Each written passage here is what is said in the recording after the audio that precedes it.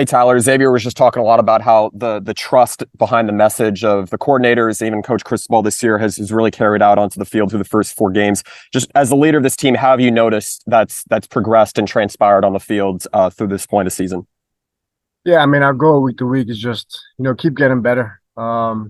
We've built a lot of trust over the off season and over fall camp in the first 4 games, and we spent a lot of time working on ourselves last week. Just getting better in every type of way, whether it's red zone, open field, third down stuff, and we just kept building trust there. So, yeah, we're just taking day by day and just getting better every day. Next, we'll go to Adam from the Sun Sentinel. Adam, go ahead. Hey Tyler, how's it going? Good, how are you? Good. Obviously you've been around, the ACC now for a few years. What are now that ACC play is starting? Just what are your impressions of what it's like to play in this league, kind of week in, week out? Yeah, there's some good teams. It's not a cakewalk. You play good teams every week, and you got to be ready to play your game. If you don't, you're going to lose. So just got to always be prepared week in, week out. So that's what we got to do starting this week, and we have been. And Georgia Tech's a good team. Played a lot of close games. And I mean, the offense is good. Haynes King, great quarterback. Defense is good. So, we just gotta, not beat ourselves and just do our best to, execute at a high level. Next, we'll go to Marcus Benjamin. Marcus, go ahead. Hey, Tyler, wanted to ask about just the unknown with this defense with Georgia Tech, being that they have, a new defensive coordinator. What are some of the challenges that you'll face with that? Yeah, I mean, at the end of the day, football is football. One high, two high, man zone. Maybe the presentation will be a little bit different, what they do fronts wise and little stuff like that. I mean, I don't know if they could switch the whole thing up. I mean, they have a whole 1 week to prepare, so maybe they'll do a little bit stuff different, be more aggressive, less aggressive. Who knows? But it's just football at the end of the day, and we just gotta execute our plays at a high level. And how confident are you, being that you can kind of change plays at the line and audibly, that you can, whatever that they throw at you, that you'll be able to kind of execute at a high level? Yeah, definitely have answers for everything, and just got to see what they're planning and change it up there at the line, or keep the play on and go to my best option in that coverage.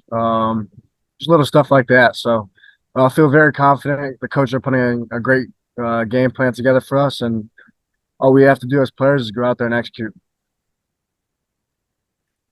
Next, we'll go to Susan Miller-Degnan. Susan, go ahead. Hi, Tyler.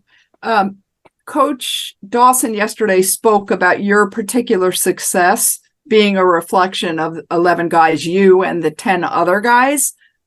He was really adamant about that, the O-line, the receivers, running backs. Could you talk about how how each position group has contributed to your success?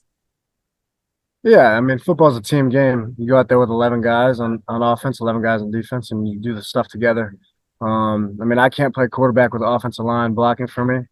I can't play quarterback without receivers catching the ball for me, and obviously the running backs running the ball and protecting. So you got to do the stuff together. Everyone has to execute at the same time.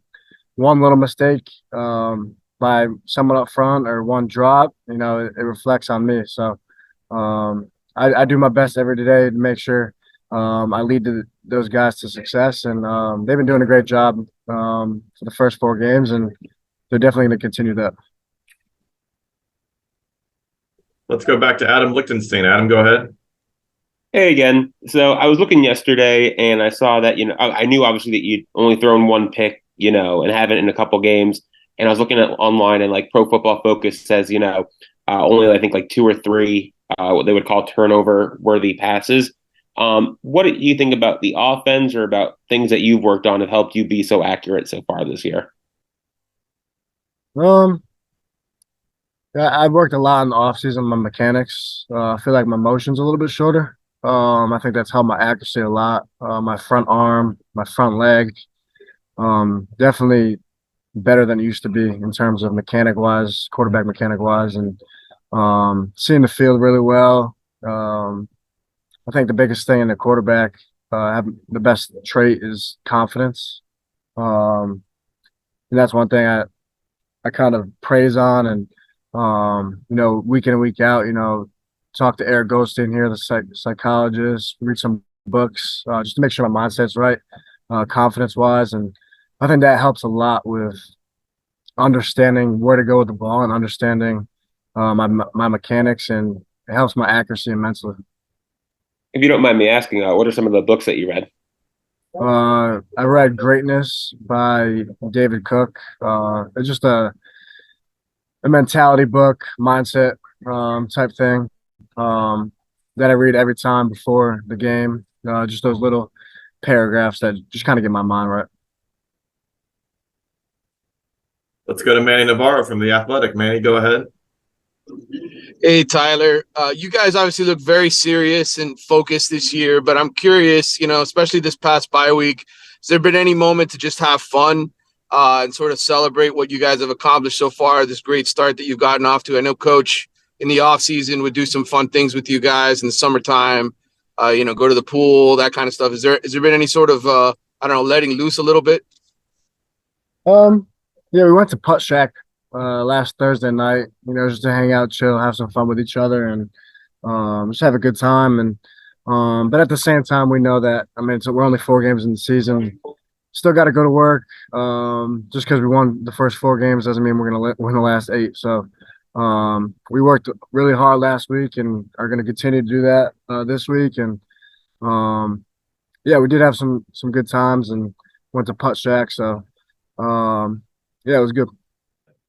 Hey, Xavier. I wanted to ask you about your roommate a little bit. Last year to this year, there's a big difference statistically. Do you think he's a different player this year, or was it more a function of the guys around him just sort of being more in tandem this year? Can you just talk to maybe the change in that aspect a little bit? Thanks. For sure. It's just everybody's healthy this year. You know what I'm saying? So we were a dangerous offense. Last year, guys got hurt. New additions, great additions this year. And our offense only just got better. And he has, all the confidence in the world right now, especially in the offensive coordinator and everybody around him. So, yeah. Next, we'll go to Adam from the Sun Sentinel. Adam, go ahead. Hey, X, how's it going? How you doing? Pretty good. Obviously, you guys are off to a really hot start to the year, especially on offense. What were some of the things that maybe you guys identified and wanted to work on the most during the bye week? Just focusing on us. Obviously game planning on Georgia Tech. Georgia Tech's a really good team. They throw a lot at us, especially with the new defensive coordinator. We just had to, focus on the scheme, but then really just focus on us. You know what I'm saying? Just get better in all aspects on the field and off the field, and just try to get back 100% healthy.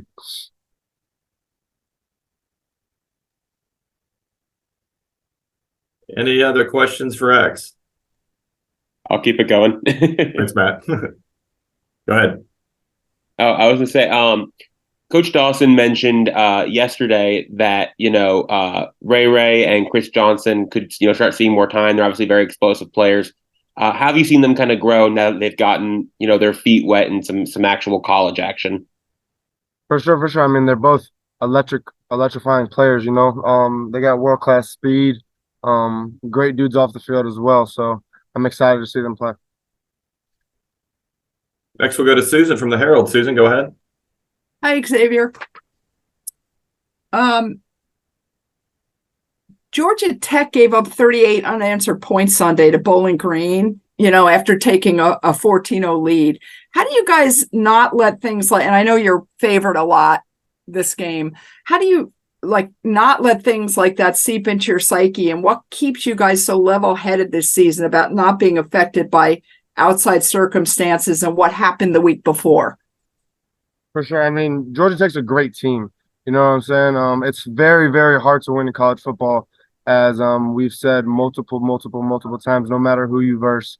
We're just trying to, lock in on our opponent, which is Georgia Tech this week, and I mean, again, they are a very, very good team. Don't let that fool you or anything like that. They're a very, very talented team, and they play very, very good football. So we have to, just play our best game.